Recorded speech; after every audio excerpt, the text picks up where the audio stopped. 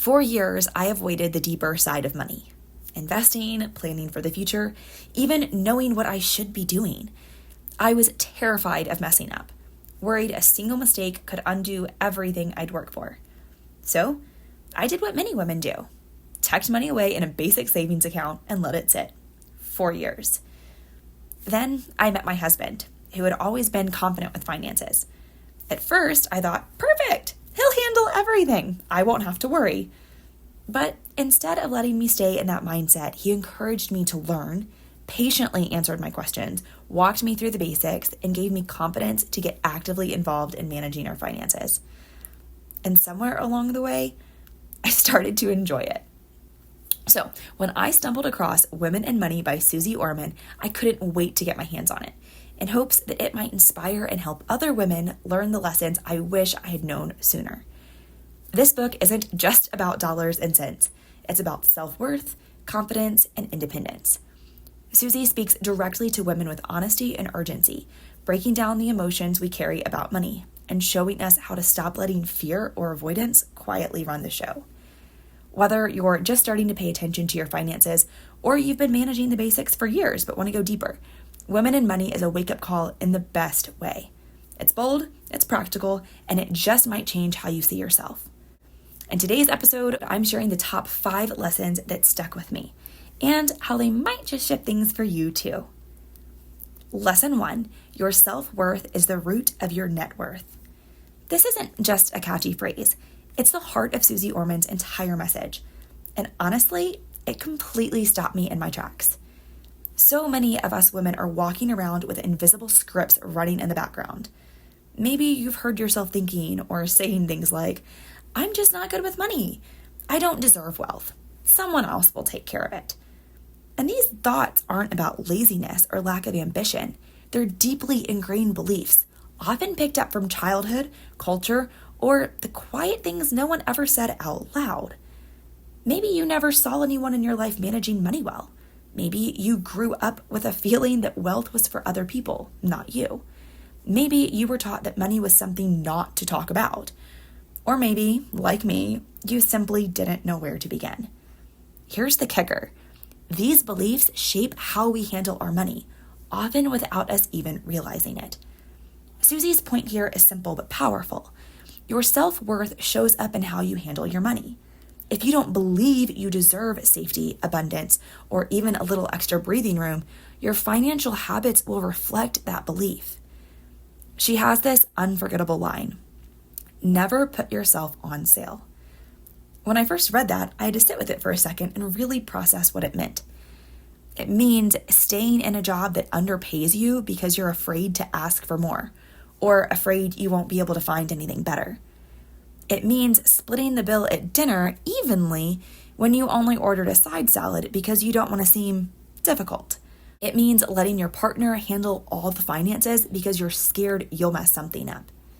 It means not charging what your time or work is worth, whether you're freelancing, running a business, or working a side hustle.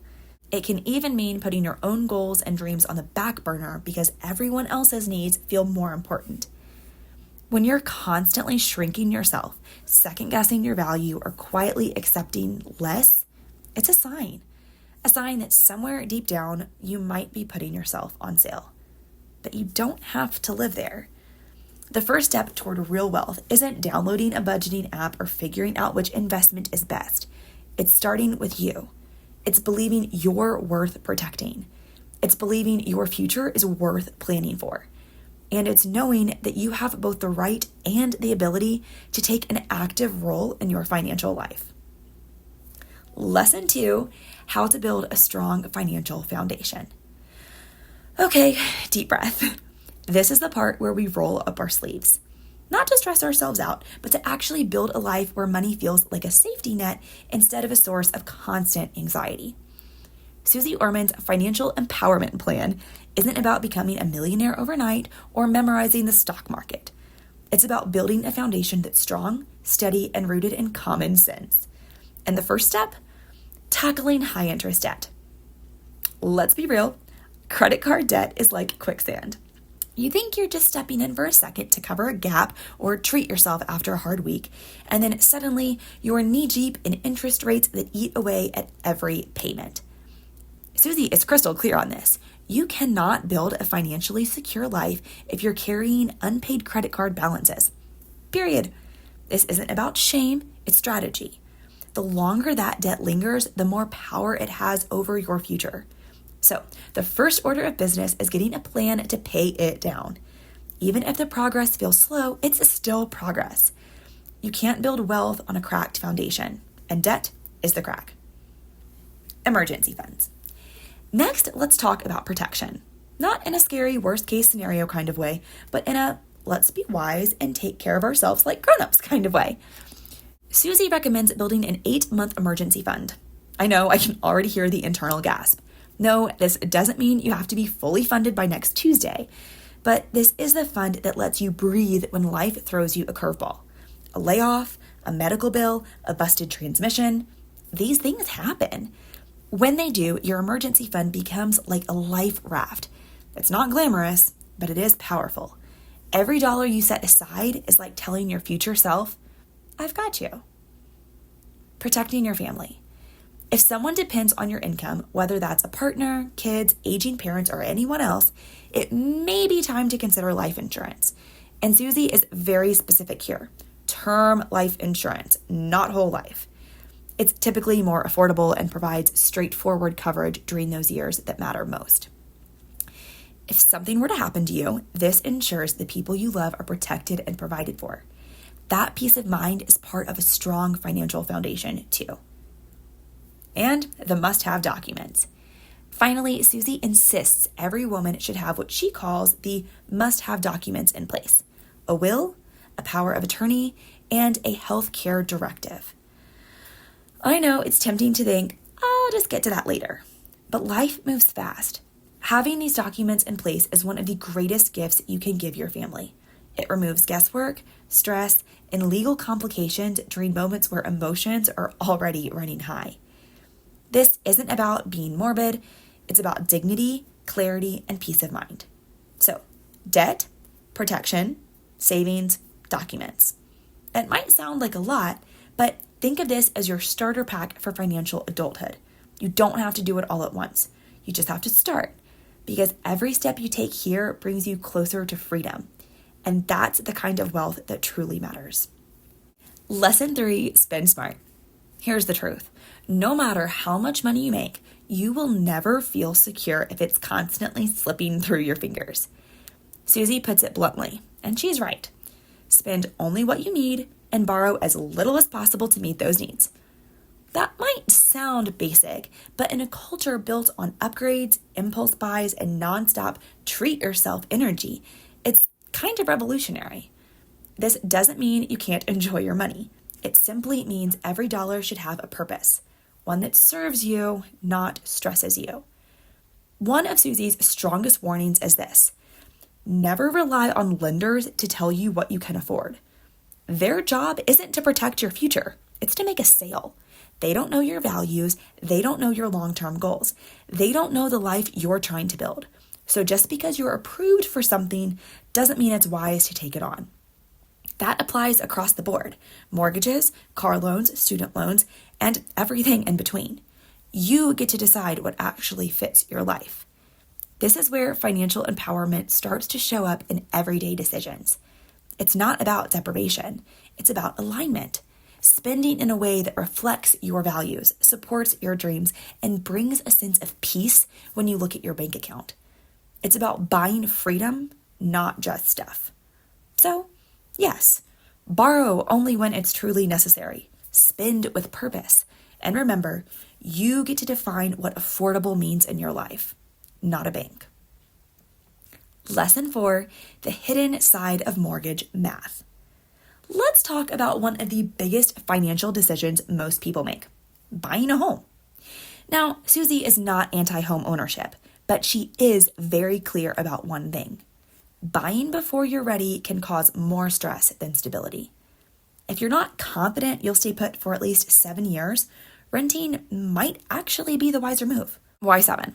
Because unless you're making extra payments each month, it usually takes that long to build enough equity to offset the cost of buying and selling. Otherwise, you could end up losing money quickly. Here's what many people don't realize. In the early years of a mortgage, most of your payment goes toward interest, not toward owning more of your home. That's how amortization works. Your payment stays the same, but where the money goes slowly shifts over time. Early on, the bank gets the bulk of it in the form of interest. That's why Suze encourages women to really crunch the numbers before buying. With a traditional 30-year mortgage, depending on your interest rate, you could easily end up paying as much or more in interest than the original purchase price of the house itself. A 15-year mortgage isn't for everyone, but even if you start with a 30-year, getting aggressive with extra principal payments can dramatically change the outcome and give you back a lot of freedom. And it isn't just the mortgage. Home ownership comes with real ongoing costs that don't show up in the listing price. Property taxes, homeowners insurance, HOA fees, maintenance, and repairs. HVAC systems fail, plumbing leaks, roofs age. If you're buying a home that isn't brand new, these things aren't if situations, they're when. That doesn't mean owning a home is a bad decision. It just means it needs to be an informed one. Suze's point here isn't to scare anyone. It's to empower you to go in with your eyes wide open, confident in the numbers, and prepared for the full picture. Lesson 5, invest and plan for your future. If there is one thing Women in Money makes abundantly clear, it is this. Time is one of your greatest financial allies. And the earlier you begin working with it, even in small ways, the more powerful it becomes. This is where investing stops feeling intimidating and starts feeling empowering. Not because you suddenly know everything, but because you understand why starting matters. One of the biggest mindset shifts for me, and something Suze emphasizes throughout the book, is just how much time can work in your favor when it comes to investing. $1 invested in your early 20s can grow exponentially by retirement. Invest later, and it still grows, but far less dramatically. The longer you wait, the less time your money has to do its quiet, behind-the-scenes work. When I first wrapped my head around this, my immediate reaction was, I wish I had known this sooner. But then came the more important realization. Starting late doesn't mean you failed. It just means starting now matters even more. That's the heart of it. Investing isn't about perfection or perfect timing. It's about giving your money time to grow and giving yourself more options down the road. Simple ways to start. Suze's advice here is refreshingly practical. Start saving for your future now, even if it feels small. Aim to put aside at least 10% of your income for retirement. If you can, do 15%. And if you're really in a season where 25 is possible, that is incredibly powerful. One of the smartest tools she recommends is a Roth IRA or Roth 401k. You can contribute money you've already paid taxes on, so it grows tax-free, and you won't owe taxes on them when you withdraw in retirement. That's a big deal, and one of the simplest ways to give your future self a gift. If your workplace offers a matching contribution, make sure you're taking advantage of it. That's free money, so don't leave it on the table. When it comes to what to invest in, Suze is a strong advocate for low-cost index funds. And for good reason. Trying to time the market or chance trends rarely works long-term and often comes with unnecessary fees and taxes. Index funds keep things simple. You invest consistently, stay the course, and let the market do what it has historically done over time. If this feels overwhelming, the Little Book of Common Sense Investing by Jack Bogle is a great next step. It breaks things down in a clear, no-nonsense way. And I've linked a simplified walkthrough of that below if you want to explore further. Play the long game. Here's a hard but important truth. When you pull money out of retirement accounts early, you're not just withdrawing dollars, you're borrowing from your future self. Thanks to compound growth, money invested early has the potential to multiply significantly, but only if you leave it alone. What feels like a small short-term win can turn into much bigger long-term losses. It reminds me of that classic marshmallow test with kids. One marshmallow now or two marshmallows later. Retirement savings works the same way, and two marshmallows later sounds pretty sweet. Planning looks different at different stages. If you're in your 50s or approaching retirement, this season is less about panic and more about clarity. Start by getting a realistic estimate of what your annual income might look like in retirement. Knowing where you stand is empowering because it gives you options. Next, take a thoughtful look at your housing situation. Are you planning to move before retirement? Downsizing sooner rather than later can free up a significant cash flow. Run the numbers. Compare your current housing cost to what your next home might cost, and consider what investing the difference could mean over time. If you plan to stay where you are, think through whether your home will serve you well in the long term. Property taxes, maintenance, stairs, yard work, these details matter. And if possible, having a plan to pay off your mortgage before retirement can be a complete game changer. If retirement early isn't realistic or isn't your goal, staying relevant matters. Continuing education, learning new skills, and staying current with technology can help you remain flexible and competitive later in life. You might also consider easing into a second act career, sometimes called barista fire, lower paying or less demanding job you genuinely enjoy that still brings in some income.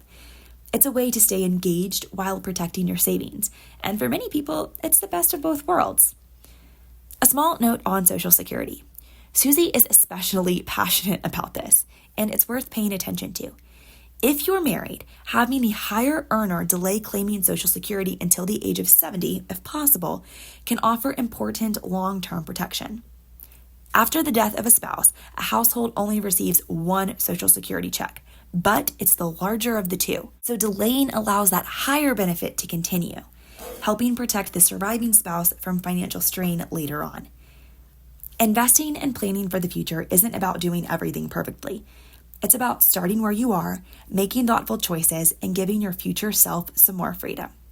Time, consistency, and patience do most of the heavy lifting. Your job is simply to begin and then stay the course. The librarian's thoughts. I really enjoyed reading Women and Money because it reminded me that managing money isn't about doing everything perfectly. It's about feeling comfortable in the driver's seat of your own financial life. It's about making choices that give you a sense of calm and control, not stress or pressure. Even small steps can make a big difference. For me, it was thinking through my savings, revisiting my budget, and really understanding what I want for the future. The book gave me language and perspective that made all of that feel doable and even kind of empowering in a quiet, practical way. If you decide to take a peek, I hope you find it just as encouraging. That's all for now. Take care, stay curious, and I'll see you next time.